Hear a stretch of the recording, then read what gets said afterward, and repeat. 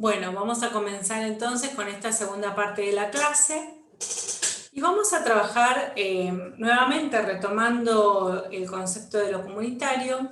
Vamos a traerlo específicamente al ámbito de la salud mental en la comunidad. Como ustedes saben, desde hace varios años y actualmente se está cuestionando de manera profunda el paradigma manicomial que propone como tratamiento casi exclusivo o privilegiado de la atención de estos problemas de salud mental, la exclusión de la persona de la comunidad. Es decir, hasta no hace muy poco, lo primero que se hacía o la intervención más utilizada en los problemas de salud mental severos era separar al paciente de la comunidad para su tratamiento en una institución. En este sentido, lo comunitario toma cuerpo central en estas prácticas porque está en juego justamente eso es lo que está en juego en los tratamientos de salud mental, es la posibilidad de que la persona se vincule con su entorno social. Entonces, el tratamiento era justamente cortar ese lazo social, interrumpir ese vínculo para brindarle a la persona el tratamiento que se creía que era el adecuado. Ahora bien, el paradigma de la psiquiatría comunitaria, la psiquiatría crítica, la psicología comunitaria o el paradigma en general de la salud mental comunitaria toma como eje central de las prácticas en salud en general cuidar la subjetividad y en este sentido también el ámbito en el que esta subjetividad se desarrolla y se despliega. Es decir, preservar y recuperar en las personas, sobre todo en las personas con sufrimiento mental severo, la capacidad de vincularse. Como les decía anteriormente, esto de privilegiar la recomposición del lazo social no es algo que se haga porque suena lindo o no es algo que se intente de manera idílica. Justamente en este tipo de problemas de salud mental, en todos los tipos de problemas de salud mental, algo que se encuentra seriamente lesionado es la posibilidad de vincularse, es la posibilidad de establecer relaciones saludables con el entorno, es la capacidad de tomar del entorno aquellos recursos positivos que puedan ayudarnos en la vida a lidiar con las frustraciones cotidianas. Es justamente esta habilidad para vivir para lo que implica vivir en sociedad, ¿no? Que implica enfrentarse muchas veces a, como decía anteriormente, frustraciones, a esfuerzos en términos de desarrollarnos personal y profesionalmente. Entonces, eso justamente es uno de los aspectos, ese justamente es uno de los aspectos que se encuentra lesionado en los problemas de salud mental. Entonces, los críticos y las críticas al sistema manicomial justamente tienen como base esto, ¿no? Tienen como base la idea de que con ese tratamiento manicomial lo que estamos haciendo es profundizar esa lesión, es profundizar eso que está roto, es profundizar ese problema. No estamos tratando el problema. Ahora bien, el tratamiento de esta dimensión vincular requiere justamente algo bastante complejo, porque no es un trabajo que se hace solamente con la persona que padece, sino que se hace con su entorno. No podemos únicamente tratar la afección de la persona, sino que tenemos que trabajar primero con su grupo inmediato y transversalmente un trabajo continuo a nivel comunitario. ¿Para qué? Para poder comprender este tipo de problemas de salud tan disruptivos a nivel social, porque piensan que son problemas de salud que de alguna manera hacen ruido, para llamarlo de alguna manera, en toda la sociedad. Y si estamos acostumbrados y acostumbradas a que estos problemas de salud, el único tratamiento que tienen es excluirlos, porque también es una manera, si bien dificultosa y cara, porque insume mucho presupuesto, tratar estos problemas de salud, institucionalizar a una persona. si bien es una forma cara y que tiene malos resultados, digamos, es algo que de alguna manera trae un alivio, en cierto sentido, para una sociedad que no está todavía, evidentemente, preparada para trabajar con estas situaciones de salud. Institucionalizar los problemas de salud mental, digamos, es una forma, es la forma en la que se ha trabajado hasta el momento.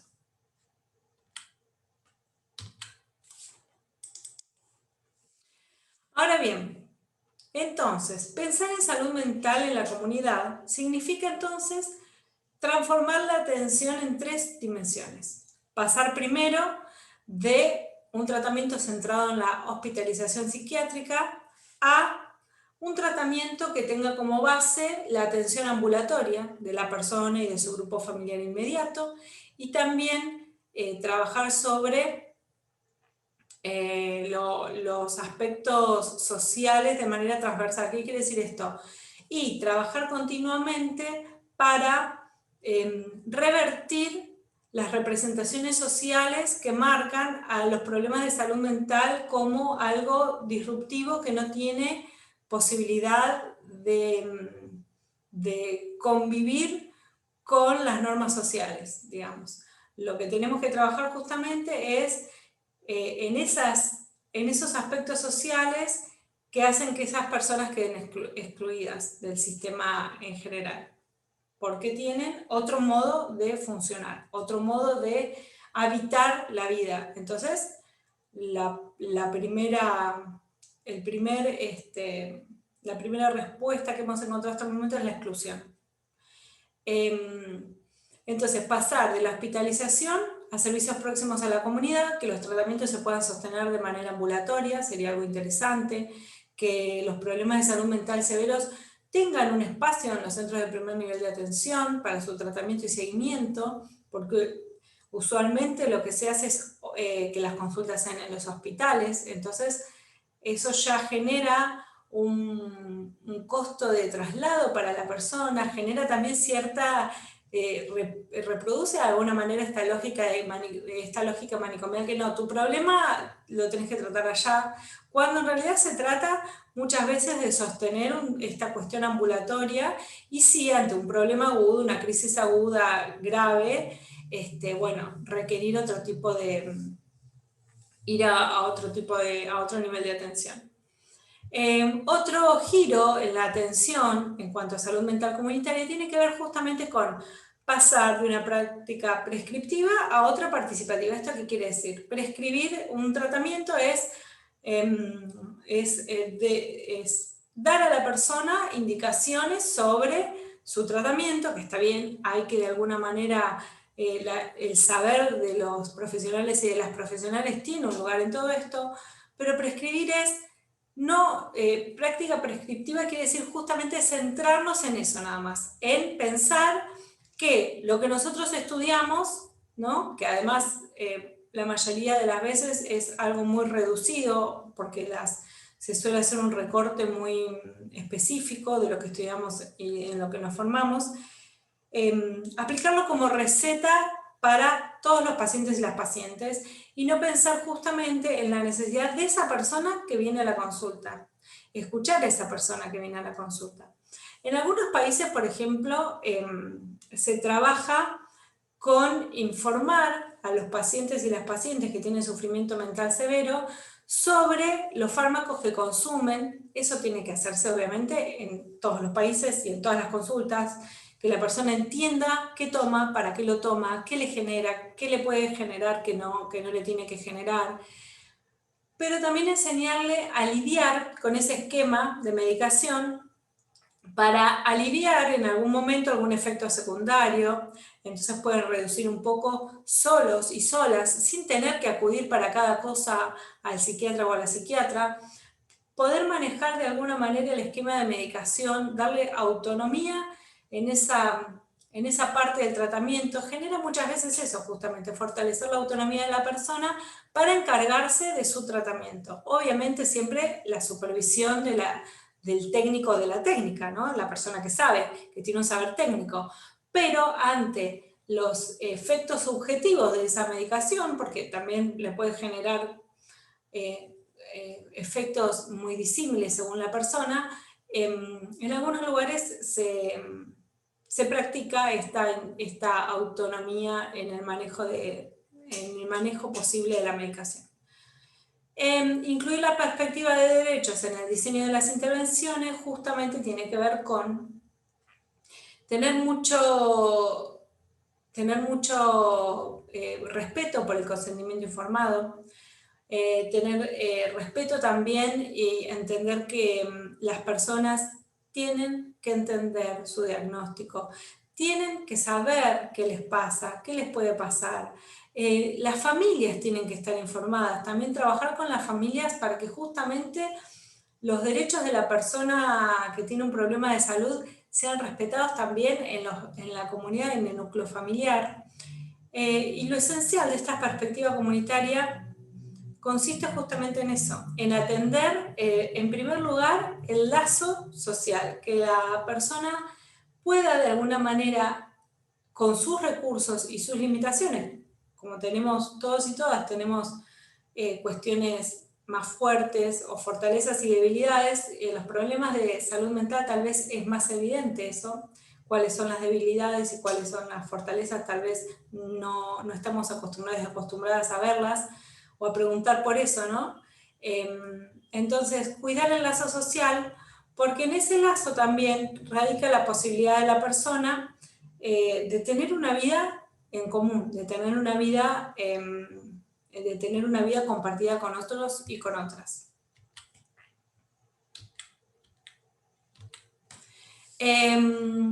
Uy, me fui muy atrás.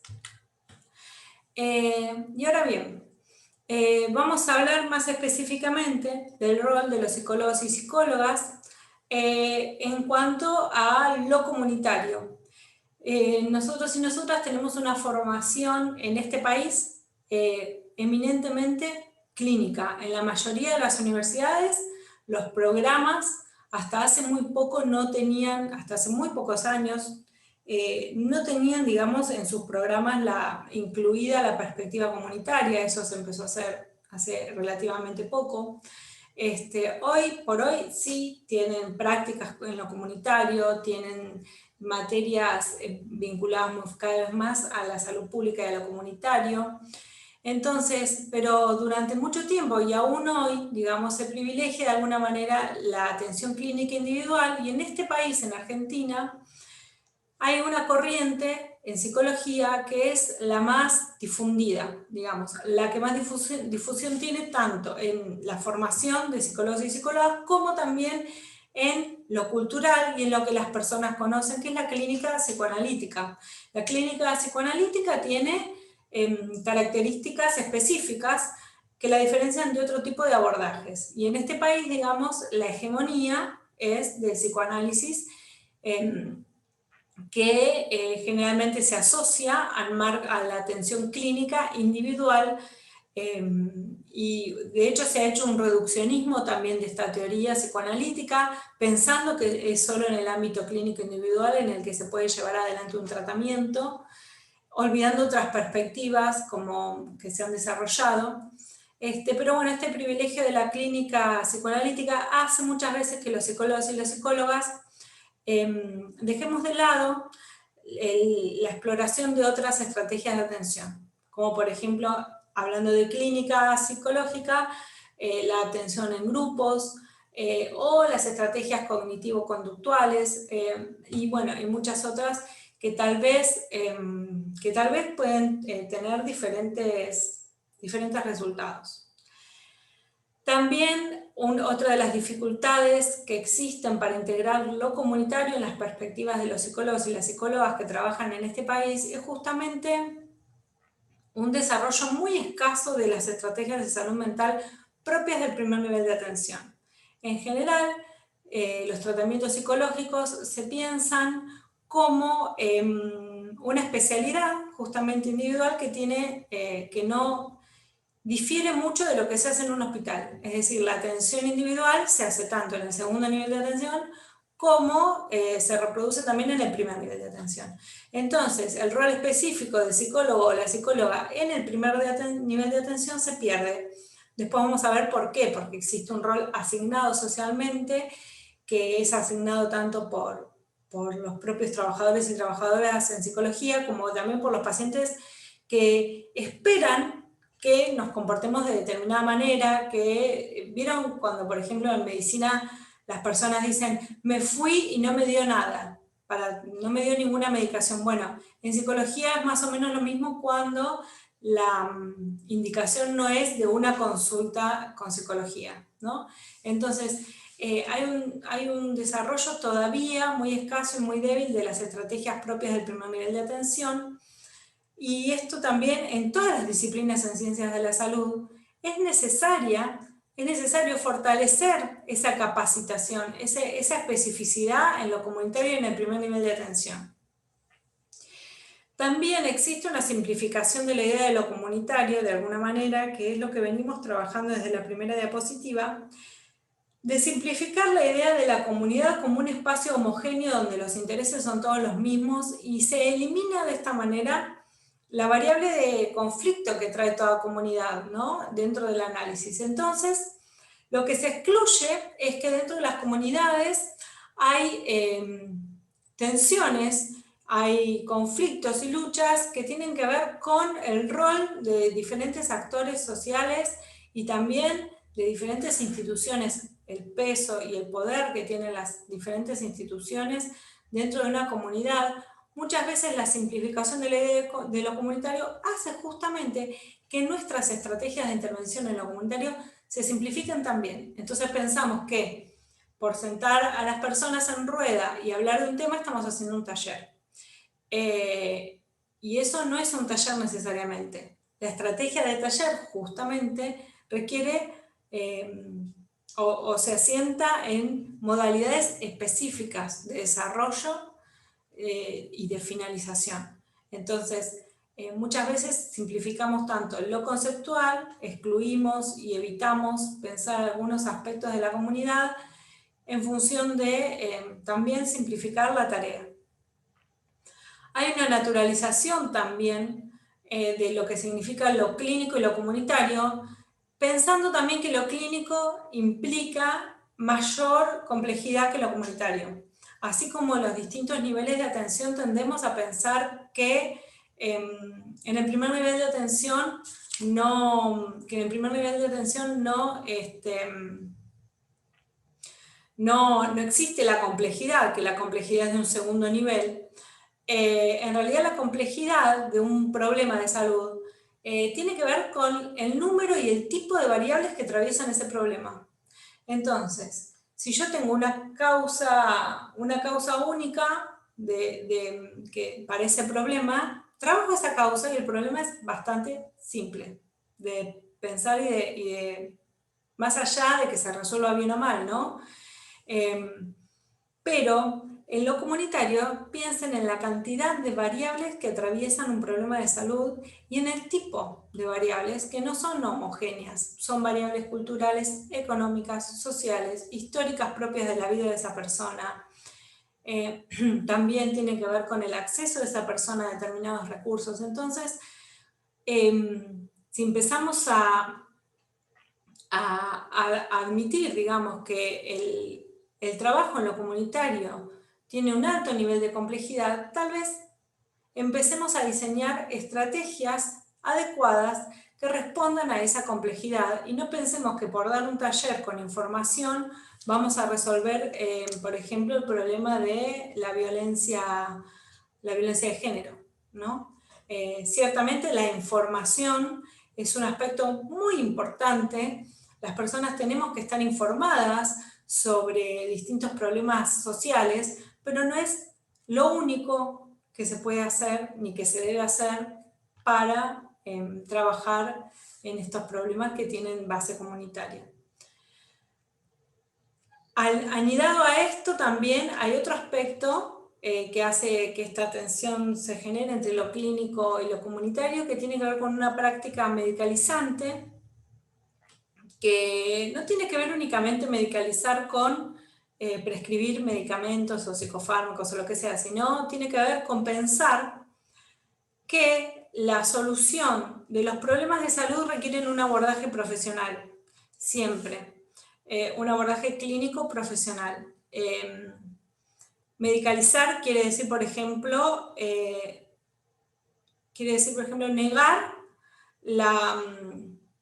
negar la potencia de otro tipo de saberes, como por ejemplo los saberes de la comunidad sobre cierto problema de salud. Ustedes piensen que hasta no hace mucho tiempo, cuando las personas teníamos algún problema de salud, por ejemplo, imagínense una mamá con hijos pequeños, y piensen a quién recurría esa mamá cuando tenía algún problema con alguno de los niños o de las niñas. Iba a su mamá, a la mamá de otra persona, a una vecina, una amiga. Entonces, ahora, en general, también con una fuerte influencia institucional de lo escolar y de otros espacios e instituciones, lo primero que se hace cuando hay un problema con algún niño, con una niña, es justamente medicalizarlo, es pensar, bueno, hacer una consulta con la psicopedagoga de la escuela, con la psicóloga, es lo primero a lo que uno acude. Entonces ya, digamos, la posibilidad de resolverlo en el núcleo familiar se va desdibujando cada vez más. No digo que ante algún conflicto mínimo la persona ya consulte, pero conflictos que antes eran resueltos en el seno familiar. No digo que no idealizo que esas soluciones hayan sido las correctas, porque por ejemplo la forma de crianza tradicional está siendo muy cuestionada también, pero hablo de devolver en algún momento a la comunidad el saber hacer con sus... el saber, este saber, que es obviamente un saber colectivo construido socialmente, no es únicamente de la psicología o de la medicina. Pero bueno, este modelo, ¿no? de que lo primero que hago es consultar con el psicólogo o psicóloga, con el médico o médica, no es únicamente sostenido por los profesionales y las profesionales, sino que también las personas demandan este tipo de atención, demandan la consulta individual, demandan con un psicólogo o una psicóloga, demandan la medicación para tal problema de sueño. Obviamente que no estoy en contra de la medicación, de hecho, yo creo que muchas veces los psicólogos y psicólogas pecan de psicologizar todo y mantienen muchas veces en sufrimiento a los pacientes por no consultar o interconsultar con los médicos o con las médicas. Muchas veces, de hecho, hay juicios a psicólogos o psicólogas justamente por eso, por mantener en una terapia, por ejemplo, psicoanalítica, mucho tiempo una persona que no podía resolver su problema. Esa persona luego fue a un psicólogo de otra corriente que también trabajó con un psiquiatra y lo pudieron resolver. Y esa persona le hizo juicio a su terapeuta por mala praxis, básicamente. Entonces, bueno, pero este modelo, digamos, es el modelo medicalizante, es hegemónico, obviamente, porque tiene un alto consenso, tanto de trabajadores y trabajadoras como de pacientes. Lo que proponen las autoras de los textos que dejamos es justamente que hay que poder corrernos un poco de esta visión clásica de comunidad como una masa homogénea que tienen lazos de solidaridad, como, digamos, como esas comunidades rurales que se describían antes, ¿no? Que los sociólogos y sociólogas, desde una añoranza o nostalgia por lo perdido, comenzaron a describir a principios del siglo XIX, que veíamos al principio de esta clase. Y esa visión clásica ha tenido un poco, ha tenido nuestras intervenciones de cierta cuestión medio naif, ¿no? De pensar justamente las intervenciones en lo comunitario desde este lugar, de las personas, de que lo comunitario tiene que ver con trabajar con personas vulnerables que tal vez no saben o no pueden o no se dan cuenta. Entonces, nosotros y nosotras vamos a iluminar con nuestra sabiduría a esa comunidad. En realidad, esa visión, digamos, no es justamente la que queremos construir desde una salud mental comunitaria crítica también, ¿no? El núcleo de trabajo de la salud mental comunitaria es justamente, como vimos también en la unidad 1, fortalecer a la comunidad para que puedan resolver y trabajar sus propios problemas, entendiendo que la comunidad tiene una dinámica propia de la vida en común, de la vida en sociedad, que está atravesada también por las novedades sociales que van surgiendo. Por ejemplo, no es lo mismo la vida hoy que el año pasado. Fíjense el dinamismo que tiene la comunidad. No es lo mismo cómo estamos trabajando los psicólogos y psicólogas hoy en lo comunitario a cómo estaban trabajando el año pasado.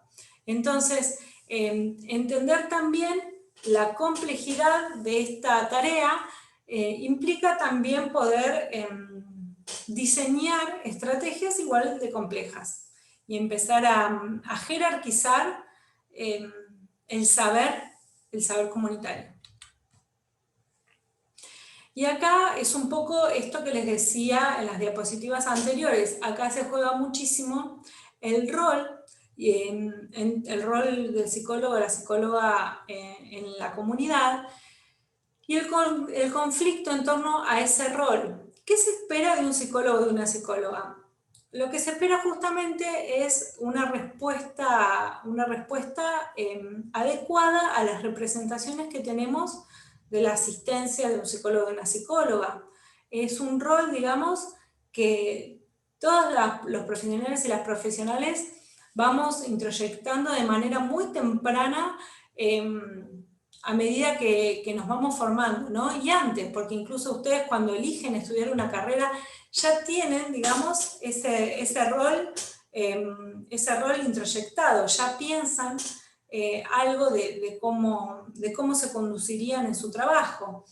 La idea o lo esperable justamente es que dentro de la formación se abran espacios para repensar ese rol, para no quedarnos estancados y estancadas en ese rol asignado, que muchas veces lo que genera en la práctica y en el trabajo es justamente que las personas nos alienemos. Alienarse quiere decir dejar de tener un vínculo consciente con el producto de mi trabajo.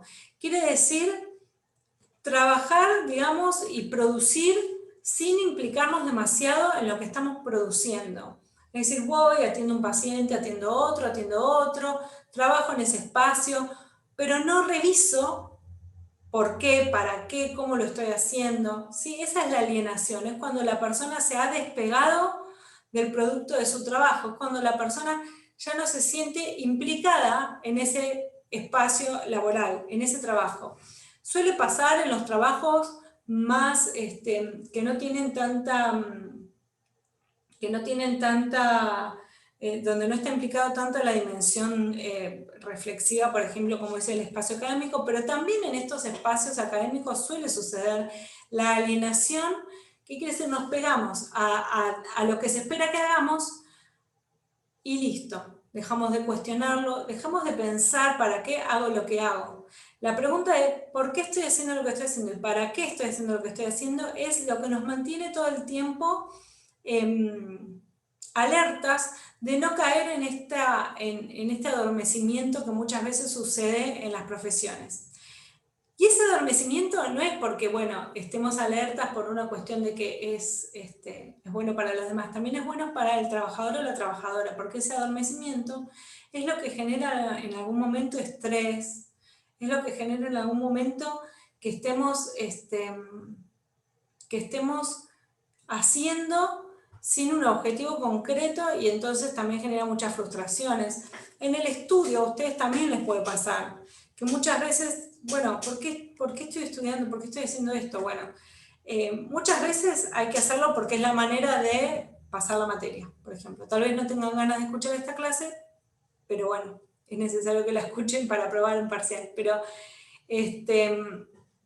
a lo que voy es eso, es si yo sé que tengo que escuchar esta clase porque me va a ayudar a aprobar una materia y esto me va a ayudar a finalmente obtener un título para trabajar de lo que me gusta, bueno, el objetivo no se pierde y lo hace un poco más liviano. Imagínense perder la noción de por qué estoy haciendo lo que estoy haciendo lleva muchas veces a grandes cargas de estrés, y bueno, y en el caso más grave, depresión, baja autoestima, etc. Entonces, la forma de lidiar con esto justamente es todo el tiempo proponer y evaluar alternativas para producir junto con la persona otro tipo de cuidado, otro tipo de atención específica a las necesidades de las personas. Para esto también se requiere tiempo, que es lo que muchas veces en las instituciones no nos dan, digamos. Como que el tiempo muchas veces de la atención, como la atención se mide por cantidad, ¿no? ¿Cuántas personas atendiste en un día? Justamente va en contra de todo esto que yo estoy hablando. Entonces, vamos a ver al final, una de las conclusiones va a ser que es necesario, para incluir realmente el trabajo comunitario dentro de la planificación en salud, repensar también la gestión dentro de los sistemas de salud. Acá entonces nos metemos un poco con eso.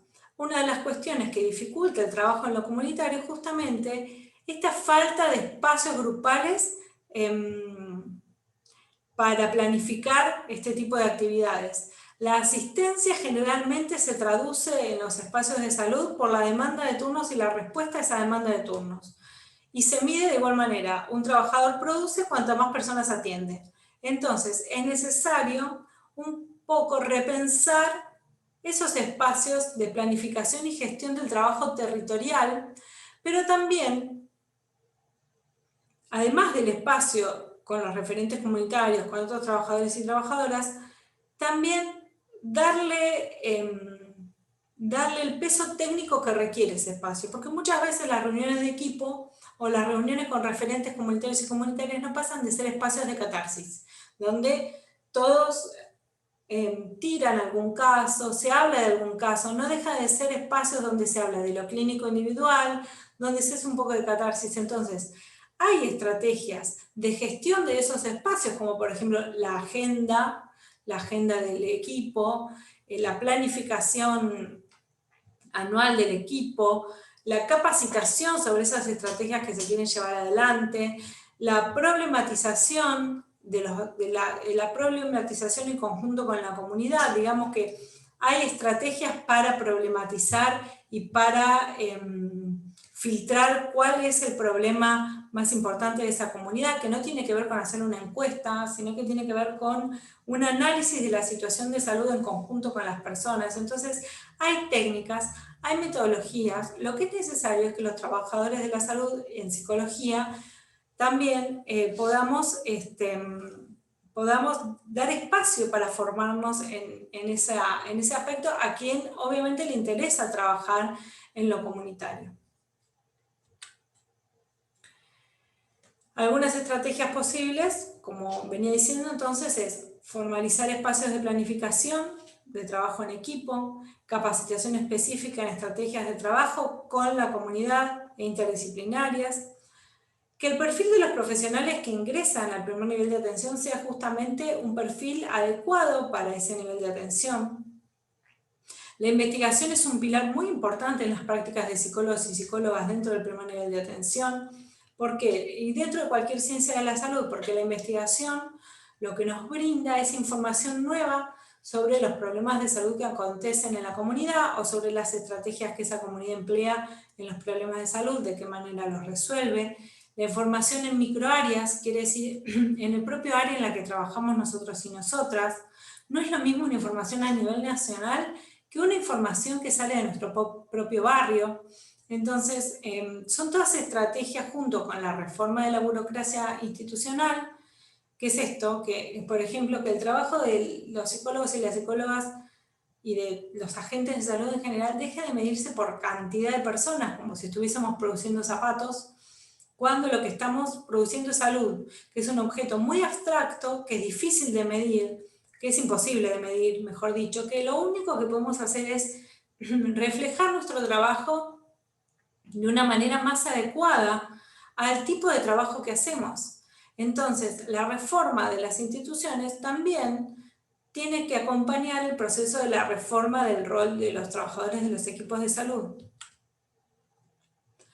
Bueno, y para concluir un poco esta clase, entonces, vamos a acordar que lo comunitario en salud mental necesita ser de alguna manera jerarquizado y también necesita ser alojado e incluido en, por ejemplo, en los soportes de la gestión. En la gestión misma, como venía diciendo en la última diapositiva, también requiere una predisposición a la creatividad y la capacitación específica de los profesionales y profesionales en psicología comunitaria, y también no olvidarnos en todo este recorrido de cuestionar nuestros espacios de trabajo, nuestras formas de trabajo, estar siempre abiertos a la sorpresa, como decía Maritza Montero, y producir nuevo conocimiento alrededor de esos nuevos cuestionamientos.